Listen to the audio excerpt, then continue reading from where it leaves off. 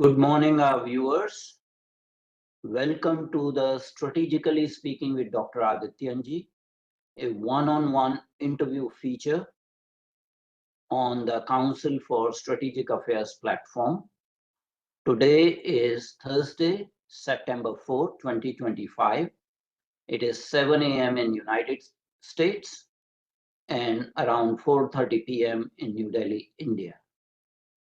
We are having a 37th episode, and our distinguished guest today is Brigadier Dr. Arun Sahgal, who is a dear friend, mentor, and not a stranger to CSA platform. He has done a distinguished service in India, and after retirement from service, he has been associated and has worked with all the major think tanks in India that are involved in strategic affairs and strategic studies. Not only that, he is very fondly referred to as the Dean of Indian Strategic Studies. He interacts with his counterparts in Washington, D.C. on a regular basis. And today we are going to have a conversation on the state of India-US relationship, or what is left of it. So my warm welcome to Brigadier Arun Sahgal. I may add, he is also a member of the International Advisory Board of the Council for Strategic Affairs. So it's always a pleasure to have you, sir. I'm honored, sir. Always honored. Thank you. Thank you. So the Chinese have a saying that may you live in interesting times. And it looks like that we are living in very interesting times after assiduously building India-US relationship for last 25 years, irrespective of the political hue of the governments on either side, the trajectory was upward. And we don't need to go into the details what happened, but the relationship is facing very serious headwinds. What are your thoughts about what we are experiencing today in the bilateral relationship? Okay. Thank you very much, sir. It's an honor. Absolutely correct. We have been building up this relationship for the last 25 years, invested a lot. Post 1991, India decided to have a discernible shift towards the West and build up a credible partnership with the United States. We went through a period of 1998 sanctions, but in 2005, we built up a strategic defense partnership, and thereafter, shortly after that, signed the nuclear agreement, 123 agreement. So the perception of all governments in Delhi was that United States was a consequential partner. It was important for building up a credible defense capability. It was important for investments. It was a clear partner with whom we should do trade. And this present government has invested very heavily with the United States, and United States administrations have also reciprocated. Prime Minister went in 2023, when they signed the 74-page agreement, and for the first time after DTTI, they agreed to have a defense co-production agreement, which is a major issue as far as is concerned, and of course in multiple other areas of ISAT and other technologies. So the issue comes about is that what happened in the last couple of months? How has this situation deteriorated? It's important to understand that even in the Biden era, the United States was never comfortable with India leaning too heavily on the Russia. Particularly, it was not so much about oil at that time, but it was about defense cooperation.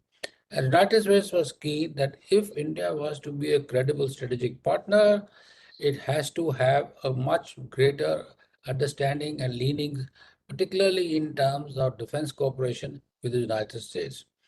Uh, in the think tank circles, etc., whenever there were discussions, the issue of Russia was always there. It was whether it was brought center stage, but it was a background always there. So uh, to understand the perspective, the American, not so much as leadership, but the administration and particularly the advising think tank circuit were not very confident with the concept of strategic partnership of India with the United States. I mean, they accepted it. They thought they looked at it as a necessity, and I'll come to it a little later as to why this whole thing happened. But by and large, they were not very comfortable with it. There always this little factor as to why can't India become a co-opted member of the United States Western Alliance system rather than remaining, let's put it this way, on the standing on two stools between the West and the East, or what now we start calling it a strategic autonomy. What happened as far as Trump is concerned are multiple factors. The multiple factors are geopolitical, economic, and also consequences of what happened in May 2025 and the changing perspective of the certain deep state elements within the United States about how do they look at this whole relationship between the three major Asian powers, that is China, India, and Russia. So it is all questioned on that. Now let me come to the geopolitical factor. The issue is, what you can say is India is today a collateral damage of American policy towards Russia and China. At one level, United States is trying to reach out to Russia by trying to hurt India. And the United States believes that India has a reasonable leverage with the Russians, and the Russians, and it can impress upon President Putin to come to the negotiating table. I'll give you two examples. One was before Prime Minister left for Tianjin in China for the SCO, Tianjin for the SCO conference. There was a call from Zelensky, and he says he wants to come to India. When he was in Tianjin, there was another call from Zelensky. So the whole idea is to pressurize India to push Russia towards some kind of an ceasefire or coming to the table to discuss the ceasefire. Now, this has become a reputational issue with the United States. So why did they choose only India? They understand that they have no leverage with the Chinese. China is not going to do their bidding. And India, which is entrapped, so to say, between the West and the East, could be pressurized. And they thought of this funny story of India, this oil purchases from Russia. The second element is, that has been brought out by many analysts, I'm not saying anything new, is the fact is that the United States also wanted to send a message to the Chinese that we have recalibrated our Indo-Pacific strategy. And like, if you must have heard, I think it was Navarro or somebody else, I think Bisson, that who categorically said there'll be no war between China and United States. So the whole idea basically was that at this point in time, United States and China are more interested in sorting out trade, tariff, and technological issues, and there was not going to be any escalation. And they also wanted to send a message because the Chinese were trying to link India and United States together. They said, okay, let's throw India under the bus and to build up our credibility with the Chinese. So this is the second part of the whole thing. So in the geopolitical domain, the current set of senior principals in the United States had come to a conclusion that with India is a logical, workable solution, and two things will happen. A, will be sending a strong message to both our challengers, Russia and China. And secondly, if we can further push India to give us a sweet deal, that'll be a plus point. So this was the geopolitical perspective. Now, on the tariff issue, there's a history behind it.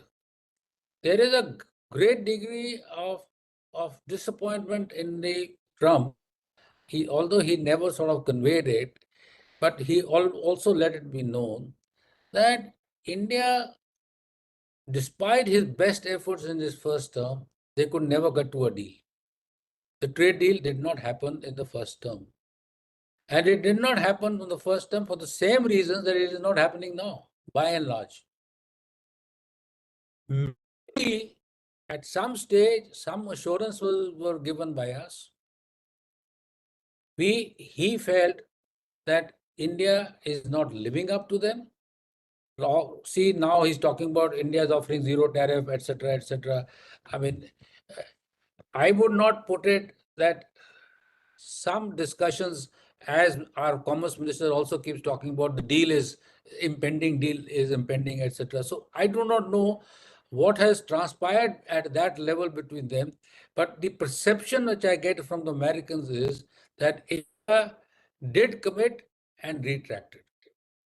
So that's the second part. The third part is of this whole issue goes back into the changing perceptions and of the United States about India as an economic partner. Now, this is interesting. India is an economic partner. So if you read series of articles that came up at that particular point in time, recently, with Ashley Tellises and other people writing in various important magazines about the fact that India may be the third or fourth largest economy, but it lacks the strategic heft, it lacks the economic heft, it lacks the technological heft, and its procedures and such are so slow that it'll take many years to graduate to a level to be a credible strategic partner. And added to this whole issue is the changing perception of the Indo-Pacific. The Indo-Pacific, if you notice what is happening is, 3-4 things are happening. AUKUS is, by and large, has been put on the back burner. We see the Australians are getting worried whether AUKUS will take place. The stage 2 is not taken off. Stage 1 is still under consideration. Whether now there has been talk about can we share such an important technology with the Australians. Then Australians go and sign a frigate deal of $7.5 billion with the Japanese. The Japanese, on the other hand, are cribbing that, look, we are not getting the kind of security assurances that we need to get. We have been asked to extend our money. We spent 3.5% of our GDP on our defense. We can enhance our capability. But countries like Japan or Korea or Australia cannot deal with China on their own. They need a father figure or a mother figure, depends on how you look at it, to be able to support them. And therefore, the United States has to play a role. The United States exit statement during the IISS was build up your capacities, build up your capabilities, and once you fall short, we will come into play. And there are now lack of assurances are coming up on the status of what I call about the extended deterrence. The whole logic of extended deterrence in the Indo-Pacific has come under question primarily because if the United States is fighting shy of being a strong conventional security partner to its allies, how is the United States going to go and cross the nuclear strategic threshold to be able to provide an extended deterrence to both Korea and Japan? And that's why you notice there is a very interesting document which has just come out, is where both Koreans and the Japanese are rethinking. They are not taking any decision, but there's talks at very highest level taking place. We are thinking about a nuclear deterrence. So this is Just, all these issues. just to Sorry. put in here, even within the NATO, with the explicit statement that United States will not invoke Article 5, even if there is attack on a NATO partner, I think has dented the credibility of United States as a reliable strategic partners, and Europeans are also thinking of other models. Yeah. So the issue that is coming about is that hello. So where does this whole relationship lies? And as far as India is concerned, there is always an ask from India, particularly as a part of an Indo-Pacific Quad member. And when they're talking about securitization of Quad, the securitization of Quad is related primarily to Taiwan contingency, but it has no relationship to any Indian contingency where India gets affected by Chinese offensive actions. So the question that has to be asked, which is germane, is that what is standing of India in the Indo-Pacific? It question the basic issue they say is India has to come into South China Sea, deal with the Chinese intrusions over there, deal with the Chinese assertions over there, while we continue our operations in the Taiwanese contingency. And here again, the new thinkings are coming out. Large number of think tanks are coming out with reports, etc. The war over Taiwan is unwinnable. I keep telling my American friends, how can you fight a country which is 100 miles from Taiwan, with its entire defense production lines over there, its supply lines over there, and you as an offshore power operating thousands of kilometers away from home, from bases which can be attacked by the Chinese. How are you going to fight? And if anybody wants to understand the efficacy of the Chinese capability, I think they should closely look at what happened in Ops Sindoor in terms of providing them with ISR capabilities and both electronic and communication capabilities. You are aware of the fact, sir, is that on the 10th of May, we were ready to fire a weapon system from a naval platform onto a target in Pakistan. And when we were told that we have picked up the weapon system and the location, please don't do it. And this entire information was provided by the Chinese. So what I'm trying to get at is that this whole issue of the credibility of America as a strategic partner has been in question, but it has been turned on its head by the American establishment to bring in focus, like Ashley Tellis and others write, that India is not yet ready to provide the kind of strategic capacities, capabilities in multiple domains to the United States. So this is the story of so far. And the last bit is personal beef, which happened primarily because of what happened in Ops Sindoor. Now, story about Ops Sindoor is slightly, as known to my understanding, is like this. On the night of 9/10, Vance rang up our Prime Minister, and Prime Minister had said so in his remarks, that in Parliament that he said the Pakistanis were going to launch a massive attack on India.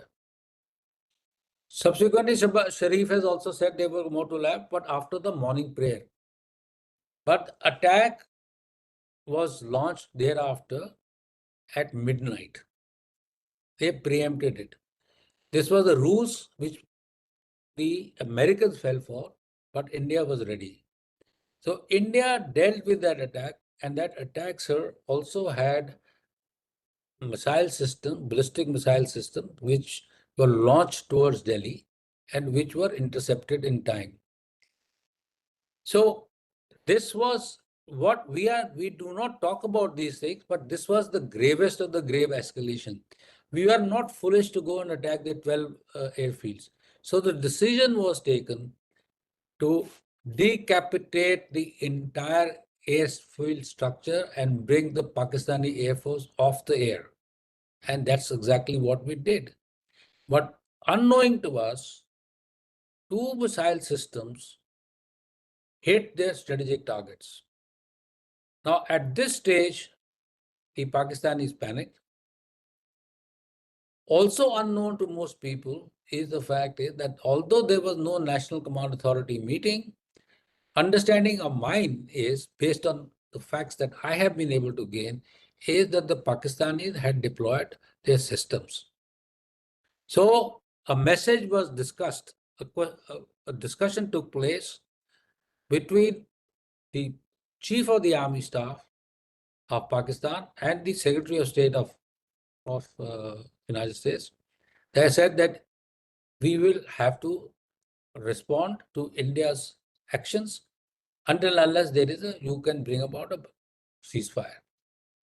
So this discussion took place between the Secretary of State and our people. At what level, I am not too sure, but I presume it will be at the level of his level. And thereafter, a decision was taken that if Pakistanis ask for a ceasefire, then India will accept it. And that's how the whole thing happened. So from Indian perspective, there was no intervention on behalf of the President of the United States, nor are you talking about trade or anything like that. So the point is, when Indian Prime Minister categorically says that there was no pressure on us from the United States, apart from passing information on critical issues, that also happened in Balakot. I have written about it in my report. It's available on a website of BASIC. The same thing happened there. There were carriers for information. They provided us an information, suggested a couple of items, may have, and thereafter a ceasefire was struck between the 2 sides. And now the Pakistanis are also saying the same thing. So this is, but the President of the United States, who is very keen to stop all wars in the world, rightly so, one must give him full credit for it, felt peeved that he, having announced that he was openly questioned and made to feel that he was, taking a credit for something which he had not done.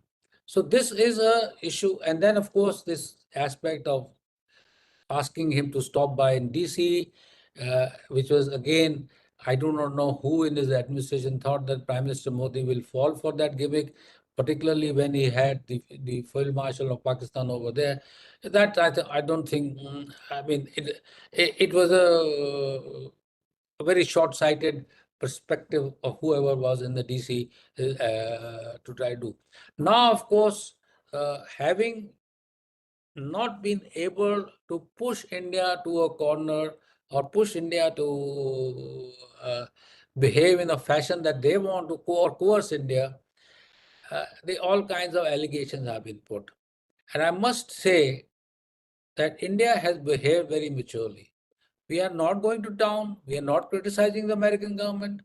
In fact, we are rightly, as we discussed, we are committed. We just signed the nuclear deal on coolant pumps. On coolant pumps. There is a Yuddha Abhyas exercise is taking place where our troops are on. We hosted the Deputy Assistant Secretary of Defense in Delhi, Mr. Andrews. All those elements, Mr. Ravi Singh, who was sent to us by American president, came here and had discussion. So we are not saying that we are not committed. We are not saying we do not want to. We want to break up relationship. But all what we are trying to say is be fair. Don't push us around. We are not going to invest $500 billion of our hard-earned money in the United States just to ensure that jobs are created in the United States. We have a huge problem of jobs in India. I mean, if I have to do it, I might as well do it in my own country. I can't do it. So this is the, Let me and bring last another is issue. In the trade deal, one Mhm. of the irritants which has Mhm. been there perennially is Mhm. the agriculture and dairy sector. Mhm. And it has been conveyed to the US from Indian side that that's a no-go area. In parlance, colloquial parlance, it's called the red line. And Yes. from Indian perspective, it is Lakshman Rekha. Yes. That's not going to happen. No. Your comments on that? I mean, they keep on Okay. harping on that. Okay. I tell you what the problem is. The problem, as I understand, is the soybean crop this year is bumper crop. It's close to $23 billion worth of crop. The principal buyers were Chinese. Now, Chinese have said, push off, we are buying it from Brazil. He thought, he pressurized us. He says, okay, milk is an issue. This is another issue. Uh, cheese is an issue. But soybean is not an issue. Buy $6 billion worth of soybean. But we told him we already contracted it, no? From the Brazilians. So, I mean, we are public, but it's my perception. The responsibility, onus is all on me. That's an area which can become a possible negotiating point between us and the Americans on the soybean issue. Even if the GMO crops are pushed over to India, because that has been a red line that India will not accept any GMO. Yeah, but we had in the past, we have modified it, etc. But those are the negotiating issues which can be done if we behave ourselves, both of us, and come to a reasonable tariff, the saying 10% and below. Then these issues can be discussed. But not if you put a Damocles sword on my head and say, do it, or otherwise I will do this, etc.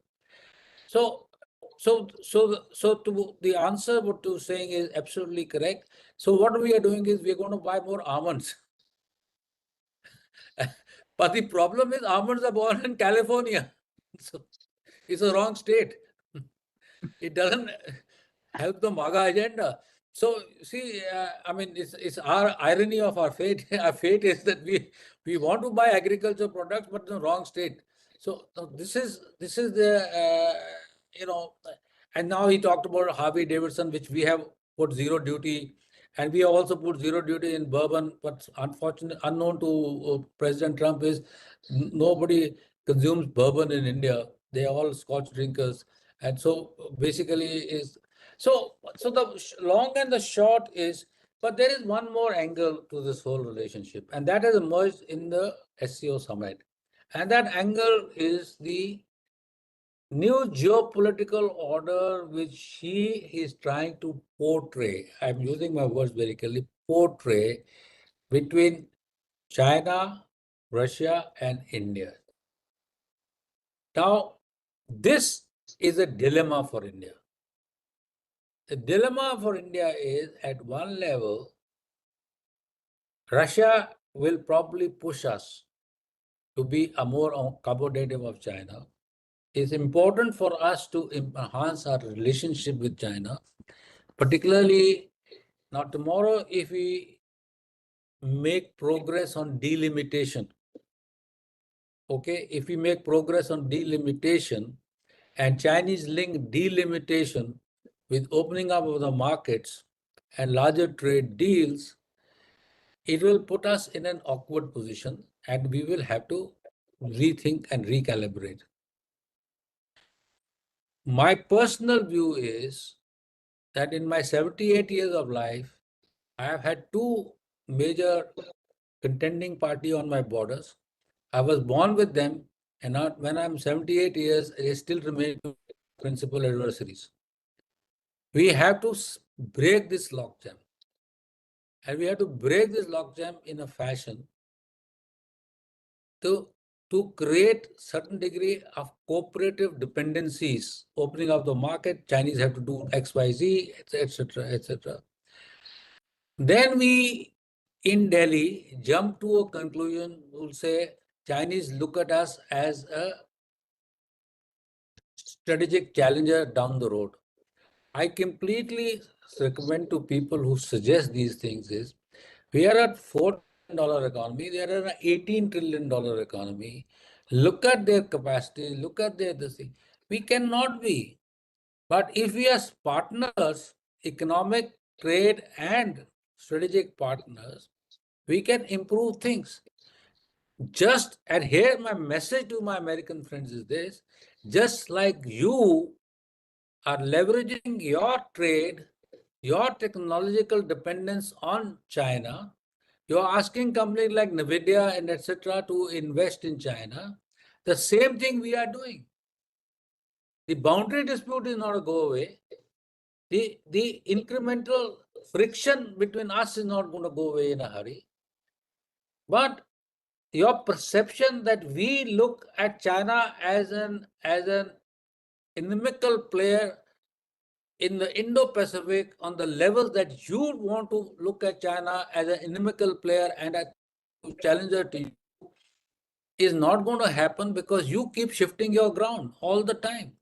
You keep changing your positions. So if you keep changing your positions all the time, you do not expect me. I will deal with the Chinese challenge in a manner that I feel comfortable with it. And I also have to take cognizance of the fact that China is my neighbor and it has a huge amount of influence in my strategic neighborhood, which I have to deal with it. So in pragmatic terms, I have to understand, and my American friends have to understand this. Do not hold us to your perceptions about global and regional strategic challenges in Indo-Pacific, because they are not the same. Like your focus is Indo-Pacific, in the Indo-Pacific is East Asia and the First Island chain and abutting regions of the South China Sea. My focus is in the Indian Ocean region and the contiguous zone of my strategic neighborhood, where the Chinese have made inroads and where China is my neighbor. So this is what the situation is, sir. So Actually, I think this part I'll close it. there is no consensus even in United States. Hmm. And when I say consensus in United States, I'm not talking about the current regime. Two former national security advisors have come out, So, one from each party, who have bitterly criticized the current administration on their policy towards India. One of them is Jake Sullivan, yes, I and the heard it. other is John Bolton. Yes. And both have been very stringent in criticism. And Ashley Tallis, who you mentioned, is not the blue-eyed boy of Trump administration, has been critical of India, but also has been very, very critical of current administration's policies towards India. So there's no unanimity in what is happening, and that is related to policy formulations actually percolating top down without any adequate consultation, and there is a fickle mindedness. So it's a very peculiar situation. As I said, we are living in interesting times, because these are very interesting times, because every day there's a new statement. And because they have failed to deliver a document of their thinking, I mean, at this point in time, nobody globally has an iota of idea what is American strategic thinking over various issues. Even NATO, for South Asia, Indo-Pacific, Middle East, anything. It's just movement and bombing. Yesterday, Venezuela boats were bombed. I mean, you're using muscular power and then you turn around and say, anyway, so I'm not going to go in that route. So now I come to my second portion, and that is India's options. So fundamental issue that India has to resolve in its mind is, what is the kind of strategic partnership India requires with the United States? and how far it is going to accommodate United States in that strategic partnership. Should we become an absolute junior partner dictated to by the Americans, or we remain independent, our own interest based, strategically autonomous in our thinking to ensure that we have a working relationship with the United States, but we is not dominated by the United States. Yes, give and takes will have to be there, etc., etc. But here again, the point is that United States has to understand that it cannot be opening taps and closing taps. Which I mean is, we have entered into a multiple agreements. There are about 54 working groups going on between us and the Americans. All have worked hard. So we have to start delivering on them. You can't turn around and say, I'll tell Apple, China plus one is nothing. It is my decision. I will cancel it tomorrow, or Apple. You cannot bring in uncertainty. You have to create a degree of certainty in the relationship. Now that's something which India will have to decide on terms and conditions. And this is a very serious issue India has to deal with. The related item is, or this issue is, India's strategic downgradation in Indo-Pacific. What does it mean? If now it gets actually related to the first point also. If India is strategically downgraded in the perception, then the need to have greater economic and trade relationship with India becomes that much less. But the dilemma for anybody sensible person is, and I presume the United States, there are enough smart people. I can see even people like Besson and Navarro changing their tune slightly lately, is that you cannot give up the $1.4 billion market here. And a market which is developing fast, which is taking the right steps. Now, last couple of weeks, we have done some excellent work in opening up our economy, reduced non-tariff barriers, you must have seen the report about how GST has been rationalized, etc. So, and we started making the first chip. So the question is, India may be Johnny come lately, but India is there, and we have all things in place. India is an interesting country. I mean, we both understand that till we get a Kita, we do not act. But once we get that, we start running and we start overcoming the hurdles. Before we, like a rabbit, we go back to sleep and then start running again. So basically, the point is that we have to take a call with the United States and define our minimum expectations from which there cannot be any pullback. And in that, I will put technological cooperation, supply chain management, and percentage of tariffs. My perception is that if the tariffs are more than 10%, it should not be considered an acceptable proposition. United States has to come, and this 25% first act of goodwill of the United States has to be that 25% punitive tariff has to go.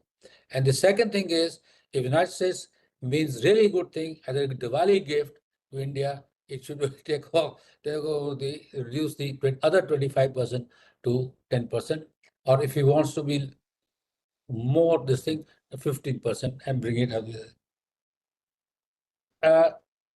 Third issue is, Americans have to understand one thing.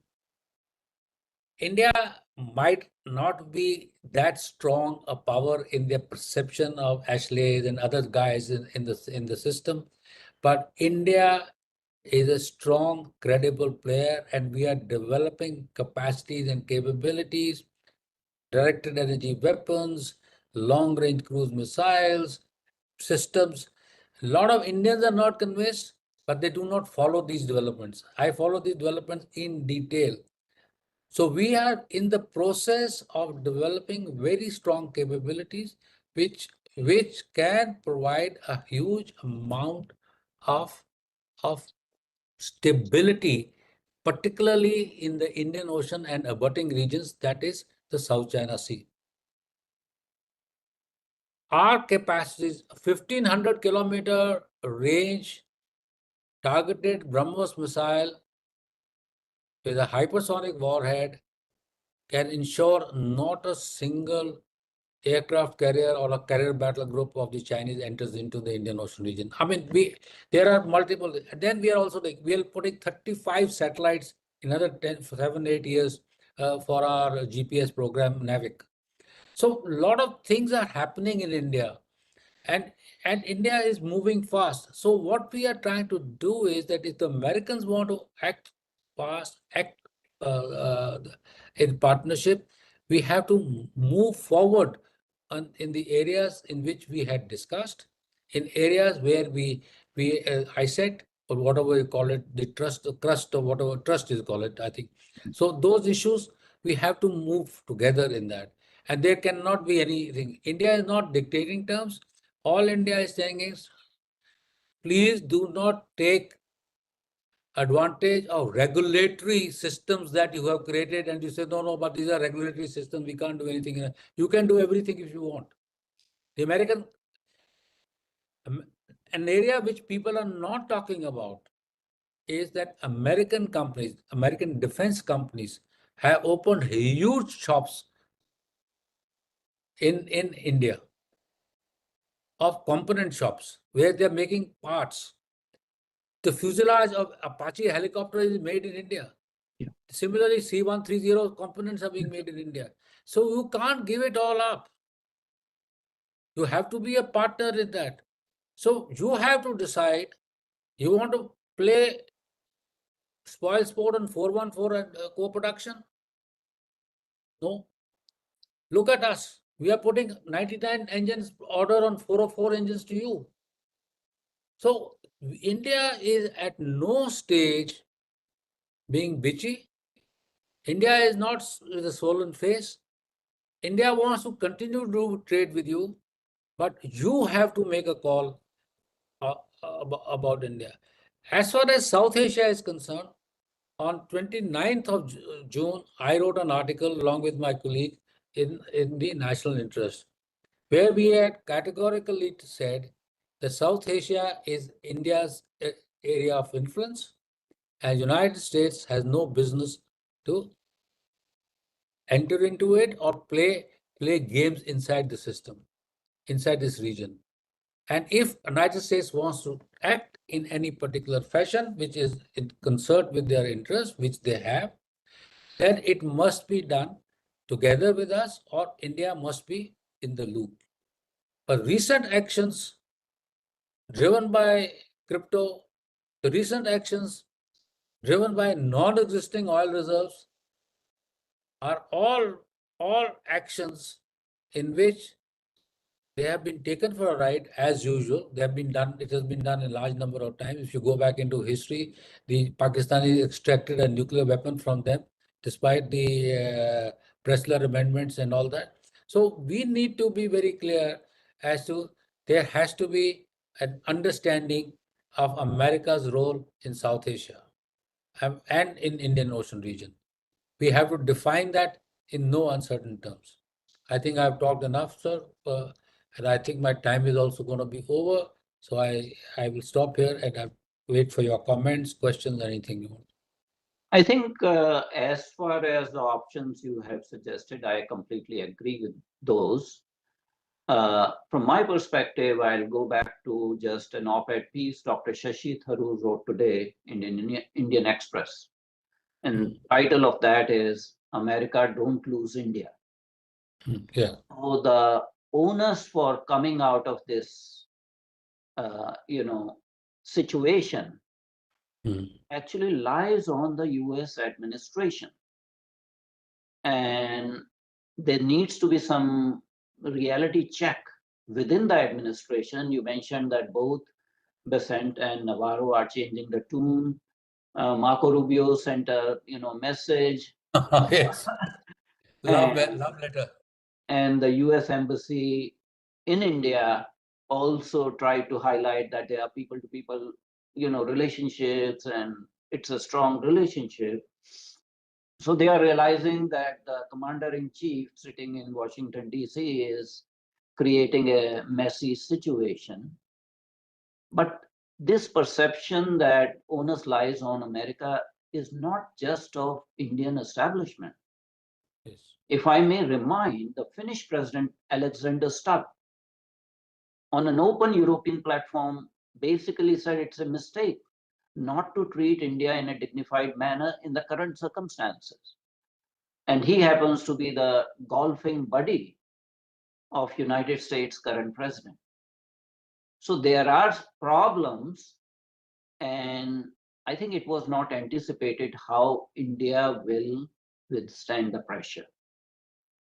Their understanding was that there will be a person-to-person phone call and a deal will be extracted and announced in a major manner to United States satisfaction, and that did not happen.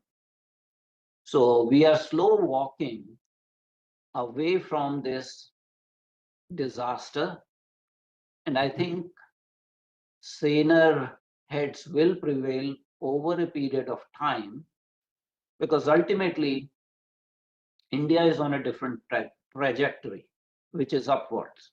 United States is on a different trajectory, which is downwards. It's not so upwards. It is downwards. Let's be very frank about it. So who benefits from what or which relationship? That summation, that opinion has to be, that consensus has to be derived. But ultimately, the onus lies on the current US administration, which is kind of behaving in a hand-headed manner. I must say, this is not the first time we have had these kind of, quirks in the bilateral relationship. I remember 2013, when Obama was the president, and there was an episode about mistreatment of an Indian diplomat, Devyani Khobragade. Yeah. It was a minor issue, but it became a major issue. And even then, Indian government took a very strong measure. The security around American embassy was reduced, and the barricades were removed, and reciprocal treatments were given. So the message is, don't underestimate India. It may not be interested in histrionic, over demonstrative power projection, but there are inherent strengths in that country, and that country is on a rising trajectory. So don't discount at this point in time.